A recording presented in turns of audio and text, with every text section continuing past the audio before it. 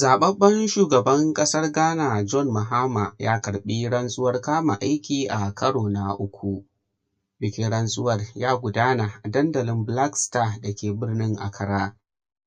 Haka kuma an rantsar da mataimakiyar shugaban ƙasar Farfesa Opoku Ayaman, mace ta farko da ta riƙe muƙamin a Ghana.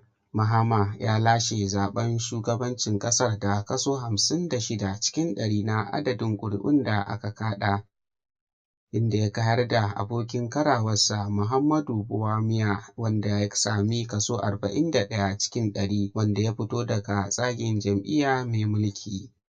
Mahama, mai shekaru 65, ya maye gurbin marigayi Evans Atta Mills wanda ya rasu yana kan shugabancin ƙasar. An kuma zaɓe shi a shekarar 2012 da kuma 2024, inda ya karɓi ragamar shugabancin ƙasar daga hannun Nana Akufo-Addo, wanda ya kammala wa'adin mulkinsa na biyu.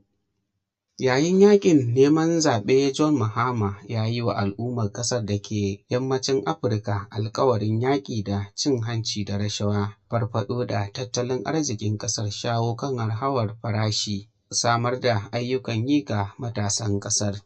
Shugabannin ƙasashen Afirka 20 ne suka halarci bikin rantsuwarsa, da suka haɗa da Bola Ahmed Tinubu na Najeriya, Basiru Diomaye na ƙasar Senegal, sai Ibrahim Traore daga Burkina Faso, William Ruto shugaban Kenya, Felix Tshisekedi daga Jamhuriyar Dimokuraɗiyyar Congo, Brice Oligui Nguema na Gabon, Julius Maada Bio na Saliyo, da kuma Doumbouya daga Guinea.